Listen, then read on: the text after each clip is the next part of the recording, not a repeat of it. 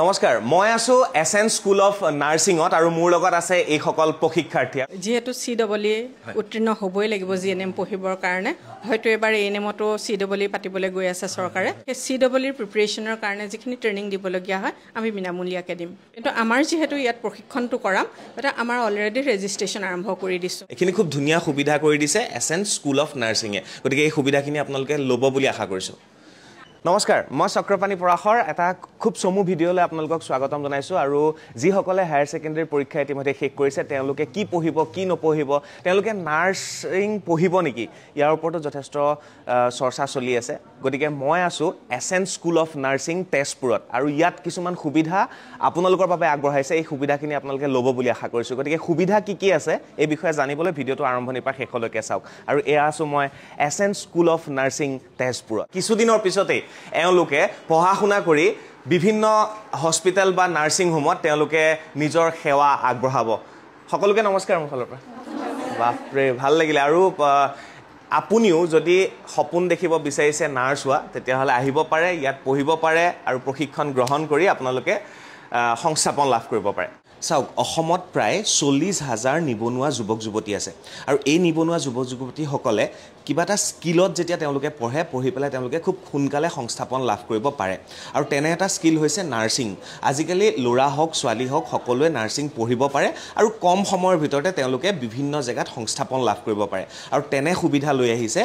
SN school of নাৰ্সিংয়ে ইয়াত যথেষ্ট সুবিধা আছে মই গোটেই কথাখিনি আপোনালোকক ক'বলৈ চেষ্টা কৰি আছোঁ এয়া হৈছে ফ্লৰেন্স নাইটিংগেল আৰু তেখেত হৈছে আধুনিক নাৰ্সৰ জন্মদাত্ৰী বুলি কোৱা হয় আৰু তেখেতৰ জন্ম হৈছিল 12 মে 1820 চনত আৰু তেখেতৰ মৃত্যু হৈছিল 13 আগষ্ট 1910 চনত আৰু তেখেতেই আধুনিক নাৰ্সৰ জন্মদাত্ৰী বুলি কোৱা যায় আৰু এয়া হৈছে এসএন স্কুল অফ নাৰ্সিঙৰ ছাত্ৰীসকল আৰু এওঁলোকে ইয়াত খুব ধুনীয়াকৈ পঢ়া শুনা কৰি আছে আৰু আপুনিও যদি ভাবিছে তেতিয়াহ'লে ইয়াত আহি এনেকৈ পঢ়া শুনা কৰিব পাৰে আৰু সকলোৰে ভালনে যোৱাবাৰো পাইছিলোঁ লগ ন তোমালোক এবাৰ 3rd ইয়াৰ ন আৰু এটা বেটছ আছে 1 ইয়াৰ আছে আৰু হয়তো লাষ্ট ইয়াৰ আৰু ইয়াৰ পিছতে এওঁলোকক বিভিন্ন ধৰণৰ হস্পিটেলত দেখা পাব আপোনালোকৰ শুশ্ৰূষাৰ বাবে তেওঁলোক বৰ্তমান সাজু হৈছে আৰু আপোনাৰো যদি সপোন আছে যে এওঁলোকৰ দৰে পঢ়া শুনা কৰি আপুনিও এখন হস্পিটেল বা য'তেই নহওক নাৰ্সিং হোমত হওক হস্পিটেলত হওক আপোনালোকে যদি সেৱা আগবঢ়াব বিচাৰে তেতিয়াহ'লে এতিয়াই সপোন দেখক এওঁলোকে সপোন দেখিছিল আজিৰ পৰা 3 বছৰ আগতে আৰু আজি সপোন ফুলফিল হ'বলৈ গৈ আছে তেওঁলোকৰ আৰু মাত্ৰ কেইটামান দিনৰ ভিতৰতে এওঁলোক যাব আৰু তেওঁলোকে সংস্থাপন লাভ কৰিব শুভেচ্ছা থাকিল সকলোকে থেংক ইউ চাওক নাৰ্সিঙৰ প্ৰশিক্ষণৰ বাবে এনেকুৱা দামীৰ খুবেই বেছি প্ৰয়োজনীয় এজন মানুহটো আহি পেলাই ইয়াত শুই দিব নোৱাৰে তো এনেকুৱা দামী তেওঁলোকে ইয়াতে মানে ইয়াত এখন বেডত যেতিয়া যায় তাত কেনেকৈ কেয়াৰ কৰিব লাগে সেইখিনিয়ে শিকোৱা হয় ন দামীটো ভালে লাগিছে আৰু এনেধৰণেই তেওঁলোকে সময়খিনি পাৰ কৰে কিমান সময় দামীৰ লগত তোমালোকে দামীৰ লগত কি কৰা যায় মেইনলি প্ৰেক্টিকেল মানে ইয়াত কি কৰিব লাগে দামীটো কেনেকৈ শুৱাব লাগে বেজি কেনেকৈ ইনজেকশ্যন কৰি অ'কে গোটেইখিনি থাকে গোটেই মানুহটো আছেনে আছে চ' এইটো দামী এনেকুৱা কেইবাটাও দামী আছে কেইবাখনো বেড আছে কাৰণ এখন নাৰ্ছিং হোমত বা এখন হস্পিটেলত কিমান বেড থাকিব মানে 100খন বেড থাকিব ন তো তেনেধৰণে ৰোগীক কেনেধৰণে কেয়াৰ কৰিব লাগে সেইখিনি ইয়াত শিকোৱা হয় ভাল লাগিল এয়া হৈছে এসএন স্কুল অফ নাৰ্সিঙৰ লাইব্ৰেৰীৰ সুব্যৱস্থাটো দেখিবলৈ পাই ভাল লাগিছে তোমালোকে ইয়াতে পঢ়া সকলোৱে কিতাপবোৰ সব আছে ন সব পোৱা যায় আৰু পঢ়াৰ পৰিৱেশটো ইয়াত খুব ধুনীয়াকৈ আছে কাৰণ তেওঁলোকে অকল প্ৰেক্টিকেল কৰিলেই নহ'ব পঢ়া শুনাখিনিও কৰিব লাগিব কিতাপৰ নলেজখিনিও লাগিব তেতিয়াহে তেওঁলোকে এগৰাকী ৰোগীক শুশ্ৰূষা কৰিব পাৰিব বা ধুনীয়াকৈ তেওঁলোকক কেয়াৰ কৰিব পাৰিব আৰু এই লাইব্ৰেৰীতে বহি খুব ধুনীয়াকৈ তেওঁলোকে নোট প্ৰিপেয়াৰ কৰে এক্সামৰ বাবে তেওঁলোকে ৰেডি হয় আৰু সেইখিনি খুব ধুনীয়াকৈ ইয়াত দেখা পোৱা গ'ল এনেই মই বস্তুখিনি দেখুৱাবলৈ চেষ্টা কৰিছোঁ ইয়াত কিতাপবিলাকো আছে খুব এইবিলাক কিতাপে পঢ়িব লাগে ন তোমালোকে ইমান ডাঙৰ কিতাপ বাপৰে বাপ ৰিয়েলি তাৰপিছত 3 বছৰৰ প্ৰশিক্ষণৰ পিছত তেওঁলোক এগৰাকী মানে সুযোগ্য নাৰ্ছ হ'বগৈ আৰু তাৰপিছতে আপোনালোকক সহায়ৰ হাত আগবঢ়াব কেয়াৰ কৰিব নাৰ্ছিং কৰিব গতিকে যথেষ্ট কষ্ট আছে যোনে সপোন দেখিব বিচাৰে নাৰ্ছ হোৱাৰ সপোন এনেকৈ দেখিব পাৰে আৰু ফুলফিল হ'ব তেওঁলোকৰ সেয়া শুভেচ্ছা মোৰ ফালৰ পৰা থাকিলে চাওক নাৰ্ছিং পঢ়িলে তেওঁলোকে অকণমান কম্পিউটাৰৰ নলেজৰ প্ৰয়োজন হ'ব কাৰণ কম্পিউটাৰতে তেওঁলোকে দৰৱ বা ঔষধৰ যিবিলাক ব্যৱস্থা সেইবিলাক তেওঁলোকে জানিব লাগিব ঔষধৰ নামৰ পৰা আৰম্ভ কৰি কি দৰৱ দিব ৰোগীক গতিকে কম্পিউটাৰৰ নলেজখিনিও খুবেই বেছি প্ৰয়োজনীয় আৰু তেওঁলোকৰ এইটো হৈছে কম্পিউটাৰ লেব প্ৰত্যেকগৰাকী নাৰ্ছে ইয়াত কম্পিউটাৰৰ প্ৰশিক্ষণ ল'বই লাগিব আৰু এছেঞ্চ স্কুল অফ নাৰ্ছিঙৰো সেই ব্যৱস্থাখিনি খুব ধুনীয়াকৈ ইয়াত আছে জিএনএমত প্ৰশিক্ষণ লাভ কৰিবৰ বাবে বা জিএনএম হ'বৰ বাবে এটা বিশেষ কমন এন্ট্ৰেন্স দিবলগীয়া হয় আৰু সেই এন্ট্ৰেন্সটোৰ বিনামূলীয়া প্ৰশিক্ষণ দি থকা হৈছে বাইদেউ হয় নমস্কাৰ নমস্কাৰ বিনামূলীয়া প্ৰশিক্ষণ ইয়াত দি আছে আপোনালোকে এছেঞ্চ বিনামূলীয়া প্ৰশিক্ষণৰ আমি ব্যৱস্থা ৰাখিছোঁ যিহেতু CEE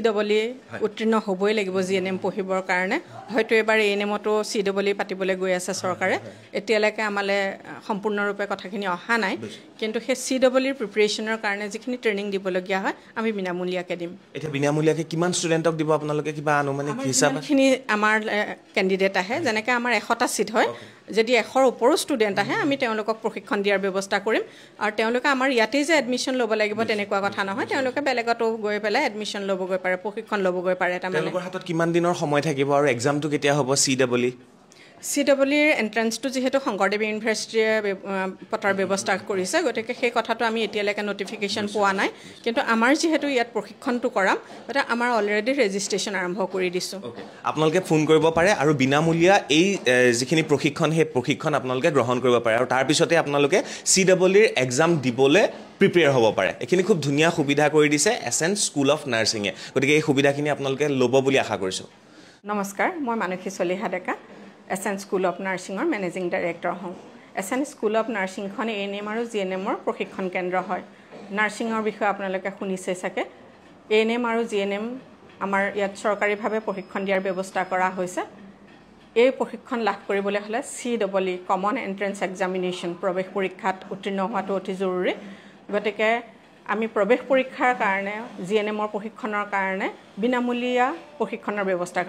কৰিছোঁ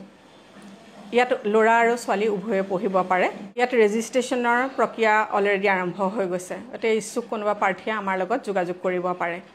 ইয়াত প্ৰশিক্ষণ লোৱা প্ৰত্যেকগৰাকী প্ৰশিক্ষাৰ্থীয়ে স্কলাৰশ্বিপ পোৱাৰ ব্যৱস্থা ৰখা হৈছে আৰু আমাৰ কৰ্তৃপক্ষৰ ফালৰ পৰাও ষ্টুডেণ্টসকলক 20,000 টকাকৈ প্ৰতি বছৰে স্কলাৰশ্বিপ দিয়াৰ ব্যৱস্থা ৰাখিছোঁ জিএনএম প্ৰশিক্ষণ লাভ কৰিবলৈ 3 বছৰীয়া হয় যিহেতু জিএনএম কোৰ্চটো তাৰ কাৰণে কোনো প্ৰাৰ্থীয়ে যদি ফাইনেন্সিয়েলি ষ্ট্ৰং নহয় তেতিয়াহ'লে তেখেতসকলে বেংক লোন লৈ এই প্ৰশিক্ষণ লাভ কৰাৰো সুবিধা আছে গতিকে এইখিনি আপোনালোকক এছেঞ্চ স্কুল অফ নাৰ্ছিঙৰ ফালৰ পৰা মই জনালোঁ গতিকে আহক আপোনালোকে অতি সোনকালে আহি ৰেজিষ্ট্ৰেশ্যন কৰকহি